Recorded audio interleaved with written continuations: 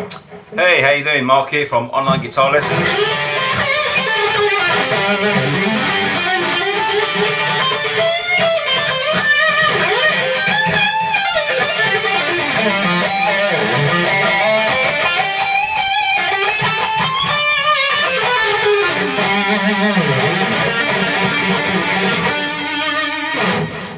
Today, sorry about that. Today I'm going to have a look at my all-time favourite guitar hero. I think I've got loads actually. Michael Schenker. He's still around playing, and he's just an incredible guitarist. Even back in the 70s, when no one really knew what neoclassical heavy metal was back then, he was playing some pretty incredible licks. Him and people like Blackmore, who I've done a file study of with my pal Rob Sass. There's other videos on here that you might have looked at.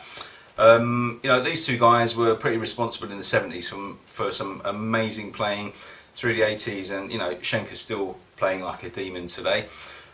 He influenced my style in a big way, hence the reason I've got this flying V.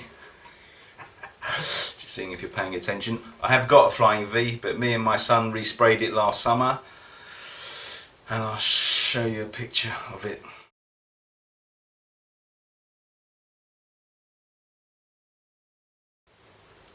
Anywho, so today I'm going to look into Schenker's style a little bit on one of his really famous tracks, the instrumental Into the Arena, where he's got those fab arpeggios in the middle bit, which he plays live, but on the original recording were done on the keyboard by the keyboard player. Okay.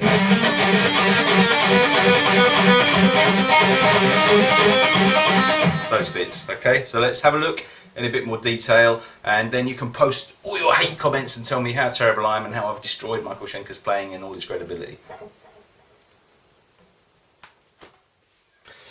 Okay, so I'm going to show you the arpeggio section in Into the Arena, and I have dressed down a bit today, as you can see, and yes, the diet is coming after Christmas. Okay, I'm not going to tell you which one, but anyway, if you can ignore my stunning fashion sense, and yeah, I have just come back from Milan, as you can tell. What's going on here is this little series of arpeggios where he's playing over a very, very classical chord sequence, which is made up of loads of different chords which keep changing every couple of beats. So we've got something like this.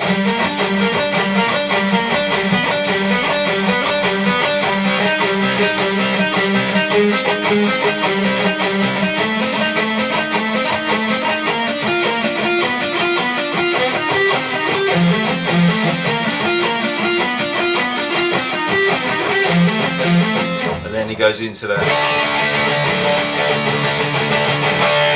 Before he goes into all that.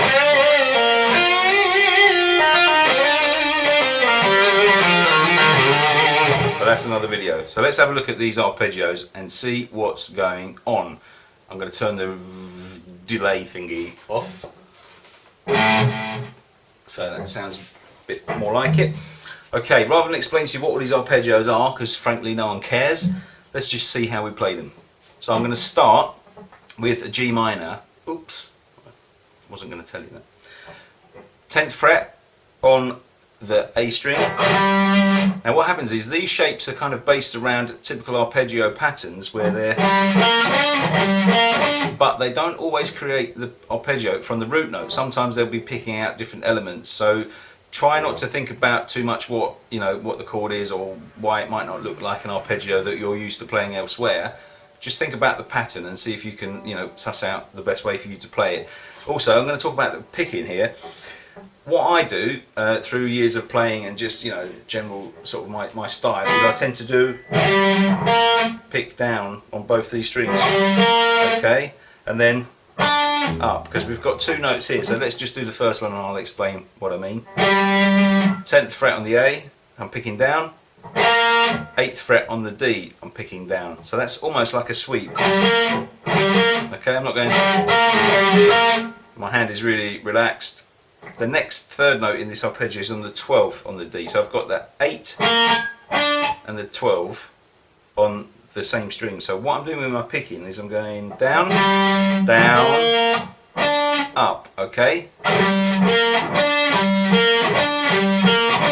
Now, that's my picking style. You might prefer to do it differently. Schenker probably does it different as well. You know, that's not really important. It's not really the point of the video.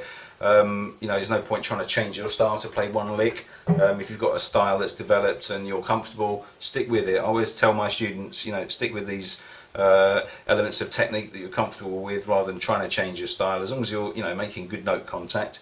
But that's how I do it. My next note then goes, so my arpeggios change from to this. Very subtle difference. Okay, then it goes.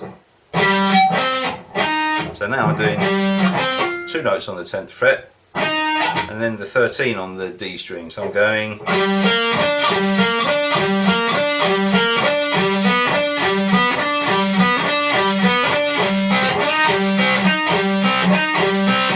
Now here's a little twist. It goes. So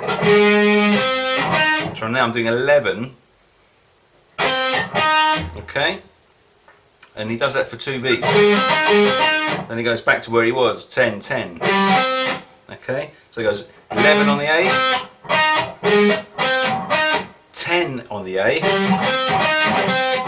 that was a pretty poor show, wasn't it? I'll do that again.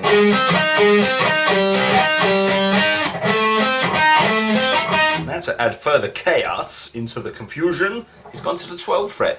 Now look at my fingers. This is a 1 finger per fret rule that I try and get everyone into, because look, okay, it's much easier than trying to go moving fingers around. But having said that, Schenker doesn't use his pinky, and God knows how. Okay, but anyway, let's do those little bits again. So we've got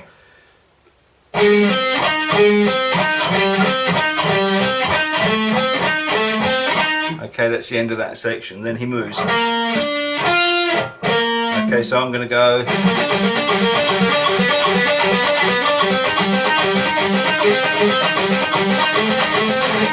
Oh, easy there, tiger.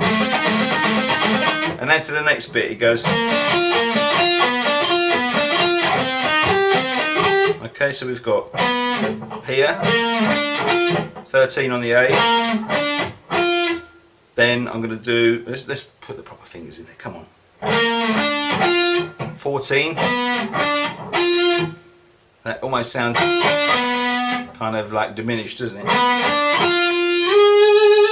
So, then he goes, okay, so we've got,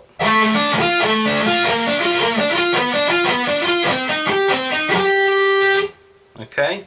So now I've gone back to the shape that we started with, which is basically a minor arpeggio.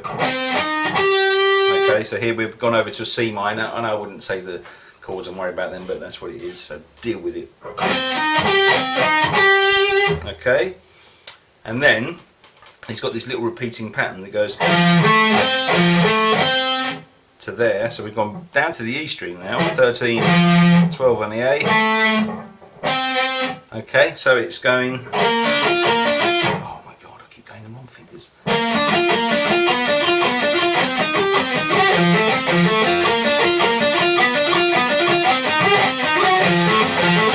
Okay, so that's it. Okay, so the bit I'm going to play along with is coming in from where the sort of the bass and the drums are doing their thing, and on the original track there is no guitar part doing those arpeggios, but he does play them live. So I hope you enjoyed that, and you know, get stuck into it. It's a bit of fun, and you know, all good stuff. Hopefully it'll improve your playing. Thanks for watching. If you haven't done already, please do subscribe. I love hearing your feedback and comments, good and bad. You know, some of it makes me smile, and some of it's quite hurtful.